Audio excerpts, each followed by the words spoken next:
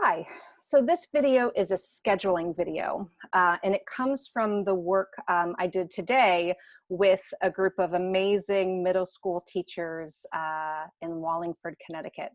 And the problem that we were trying to solve was that we are in a hybrid model, which means we teach some kids in person and some kids live, virtually.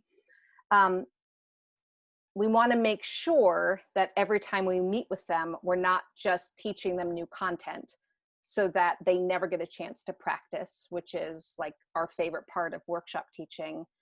The other piece of this is that they're scheduled to see many groups of children across the day in small increments of time. So that might be you, right? You might be a workshop-ish teacher who's in a hybrid model that sees kids live or live over the screen in 20 or 25-minute sections. And what we want to prevent is burnout, both for teachers and students. But we also want to prevent the predictable thing that can happen sometimes, which each time we come together, we are checking a lesson off, right? And so that we might be covering a lot of content, but we're not providing enough time for kids to practice it with a group, practice it whole class, or do some independent work. So I wanted to share the work that we came up with today. Shout out to Chris for igniting this kernel this morning, and then for every grade level that threaded this through the day. Okay, so here it is. We are seeing many groups of children, right? Like the teachers today that I was working with are teaching 10 times in one day, 5 25-minute classes, and then 5 20-minute live classes just on Google Meets. And Chris began our thinking by saying, you know, I might get burned out, but one thing I'm really thinking about to keep everything cohesive and consistent is having like one day branded as an instructional day. And we were like, this is cool, say more, right? And so in workshop teaching, an instructional day, if I'm teaching whole class, it might take the shape of a read aloud, where we are reading aloud a poem or a picture book or a nonfiction article and having some discussion together.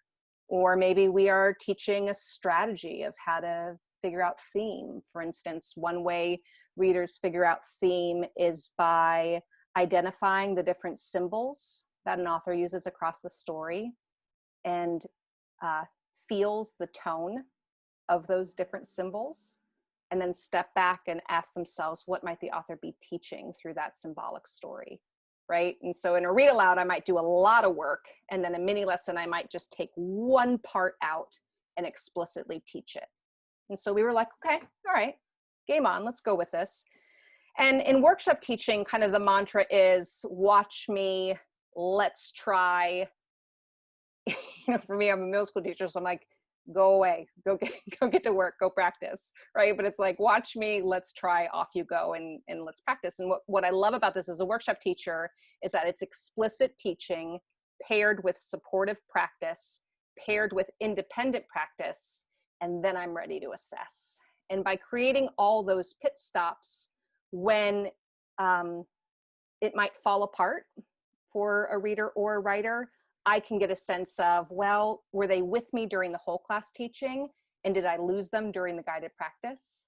Or were they with me during their guided practice, but I lost them in independent practice, right? So it's a way not just to slowly release the scaffold of explicit teaching, but it's also a way that I can set myself up by seeing, where did the breakdown happen, right? Where did the transference break down? And so if we go back to scheduling in this beautifully complex way that all of us are scheduling school in a couple of days, we were thinking, okay, well, maybe we begin with an instructional day, right? A 20-minute read aloud or a 20-minute mini lesson. And then kids show up the next day, either in person or live on the camera, by doing some guided practice of whatever we taught in that mini lesson, To make it easy or really accessible, that guided practice might be on a familiar text, like going back to the poem you read that first day. To make it a little harder, maybe we do some guided practice on an unfamiliar text, like, all right, you guys, you're all with me. So here, can we try to do this strategy on an unfamiliar text? Another way you can also think about guided practice is, do I want to set up a guided practice for my whole group? Or do I want to set up little teams of kids to do that work in smaller groups where I'm like being their cheerleader, coaching them along? But the whole purpose of guided practice is to have kids feel like they got explicit teaching, they boosted some confidence and some exposure to practicing that with the support of a teacher, with the support of the whole class, or with the support of a group.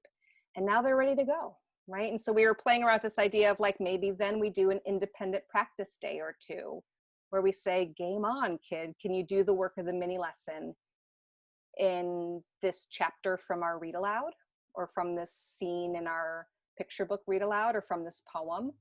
Can you do that work in your independent reading book?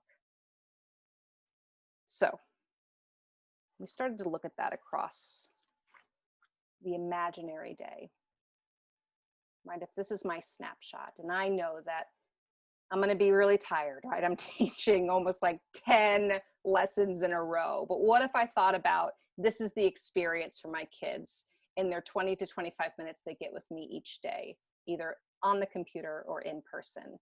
That the first part is that we do a read aloud and discussion. I look at my unit, I say, what's all the fun things we get to do in this unit? And I create a read aloud and some discussion questions for us to experience that work together. Then I might take a piece of that and teach the mini lesson the next day, right? Really kind of zooming in on one part of this work that you think kids might really benefit from an explicit strategy. Then I might do some guided practice as a group of the work of the mini lesson. Then I might say, all right, it's independent practice day. Here we go. Get out your independent reading books, or read this excerpt of this poem that you see up on your screen. Can you try this work independently now? And then there was another school and I that were thinking about branding something like a studio day, right? That kids could come in and just do independent reading together for 20 minutes, or independent writing together for 20 minutes.